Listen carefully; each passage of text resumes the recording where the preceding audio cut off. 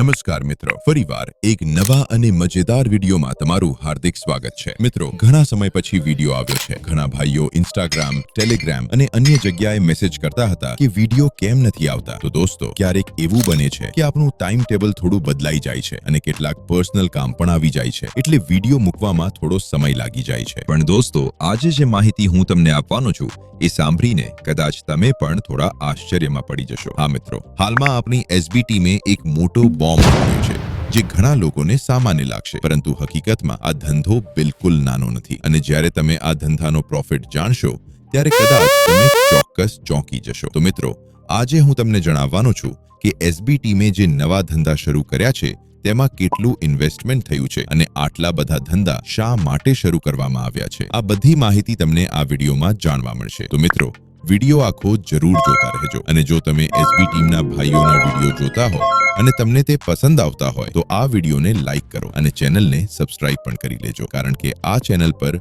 તમને SB team વિશે સાચી અને સચોટ માહિતી મળતી રહેશે। મિત્રો, ઘણા ભાઈઓ એવો પણ સવાલ પૂછતા હતા કે આ નવો ધંધો શું ભૂપતજી એ એકલા શરૂ કર્યો છે? તો દોસ્તો, તેનો જવાબ છે ના। જો તમને ખબર ન હોય તો હું જણાવી દઉં કે આપણી એસબી ટીમને જો કોઈ ભેટ આપે તો એ ભેટ કોઈ એક વ્યક્તિની નથી રહેતી, પણ આખી ટીમની બની જાય છે। ઉદાહરણ તરીકે, જો તમે વાઘુભાને કોઈ મોંઘી ઘડિયાળ કે કોઈ કિંમતી ગિફ્ટ આપો તો ભલે તે ગિફ્ટ વાઘુભાને આપવામાં આવી હોય, પરંતુ એ વસ્તુ આખી એસબી ટીમની ગણાય છે અને કદાચ એ જ કારણ છે કે આજે એસબી ટીમે લાખો લોકોના દિલમાં પોતાની જગ્યા બનાવી લીધી છે। તો મિત્રો, તમે વિચાર કરો કે આવી ટીમ અલગ અલગ ધંધા કરી શકે? જવાબ છે ના।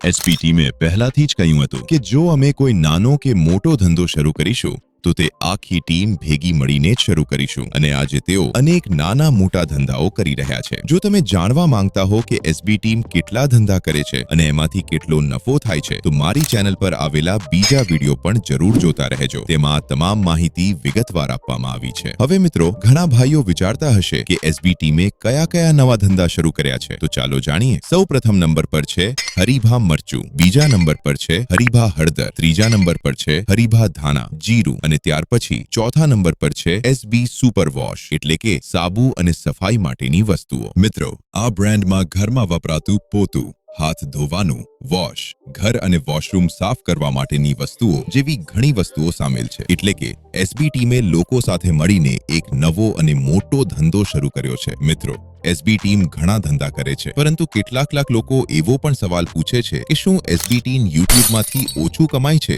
એટલે તેમને આ ધંધા શરૂ કરવા પડ્યા છે? તો દોસ્તો, હું એ ભાઈઓને એટલું જ કહેવા માંગુ છું કે જો કોઈ મંદિર બનાવવું હોય તો આખા ગામમાંથી ફાળો લેવો પડે છે, પરંતુ આપણી એસબી ટીમ તો પોતાની મહેનત અને પોતાના દમ પર મંદિર બનાવી રહી છે। હા મિત્રો, અનાથ આશ્રમ અને વૃદ્ધાશ્રમ બનાવવું કોઈ નાની વાત નથી અને આ કાર્ય તેઓ આપણા બધા લોકોના સપોર્ટ અને પોતાની મહેનતના બળ પર કરી રહ્યા છે। હવે મિત્રો, ઘણા ભાઈઓ ચોક્કસ કમેન્ટમાં પૂછશે કે સાબુના ધંધામાંથી કેટલી આવક થઈ શકે? તો ચાલો હવે આપણે સાબુના ધંધા વિશે થોડું સામાન્ય રીતે સમજીએ। આજે આપણે એક એવા ધંધા વિશે વાત કરવા જઈ રહ્યા છીએ જે ઓછા ખર્ચમાં શરૂ થઈ શકે છે અને જેમાં સારો નફો પણ મળી શકે છે। બનાવવાના મિત્રો, આજે આપણે વાત કરીશું સાબુ ધંધા વિશે। સાબુ એવી વસ્તુ છે જે દરેક ઘરમાં રોજ ઉપયોગ થાય છે, એટલે બજારમાં તેની માંગ હંમેશા રહેતી હોય છે। જો તમે થોડું શીખી લો તો આ ધંધો ઘરેથી પણ સરળતાથી શરૂ કરી શકાય છે। સૌપ્રથમ જાણીએ કે સાબુ બનાવવા માટે કયો કાચો માલ જરૂરી પડે છે। સાબુ બનાવવા માટે મુખ્ય વસ્તુ છે સોપ બેઝ અથવા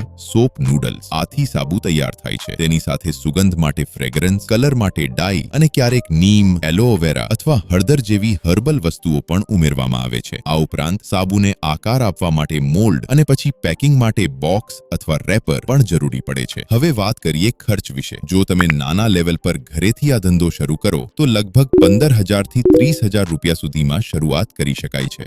આમાં કાચો માલ, મોલ્ડ અને પેકિંગનો ખર્ચ આવી જાય છે। હવે પ્રશ્ન આવે છે કે એક સાબુ બનાવવામાં કેટલો ખર્ચ થાય? જો તમે 100 ગ્રામનો બોધો સાબુ બનાવો તો લગભગ 13 થી 23 રૂપિયા જેટલો ખર્ચ આવે છે। આમાં કાચો માલ, સુગંધ, કલર અને પેકિંગનો ખર્ચ સામેલ છે। હવે વાત કરીએ વેચાણ કિંમતની। બજારમાં સામાન્ય સાબુ 5 થી 10 રૂપિયા સુધી વેચાય છે અને જો મેં હર્બલ અથવા હેન્ડમેડ સાબુ બનાવો તો તે 15 થી 25 રૂપિયા સુધી પણ વેચાઈ શકે છે। એટલે કે એક સાબુ બોધા પર સરેરાશ 25 થી 60 રૂપિયા સુધીનો નફો મળી શકે છે। હવે જો તમે રોજ 200 થી 500 સાબુ વેચો તો મહિને લગભગ 20,000 થી 80,000 રૂપિયા સુધીની કમાણી સરળતાથી થઈ શકે. મિત્રો, આજકાલ લોકો હર્બલ અને નેચરલ સાબુ વધુ પસંદ કરે છે, જેમ કે નીમ સાબુ, એલોવેરા સાબુ, હળદર સાબુ અને ચરકોલ સાબુ. જો તમે સારો ક્વોલિટી સાબુ બનાવો અને સારો પેકિંગ કરો તો ધીમે ધીમે બજારમાં તમારો પોતાનો બ્રાન્ડ પણ ઊભો કરી શકો છો. તો મિત્રો, સાબુ બનાવવાનો ધંધો ઓછા ખર્ચમાં શરૂ થઈ શકે છે અને મહેનત તથા સમજદારીથી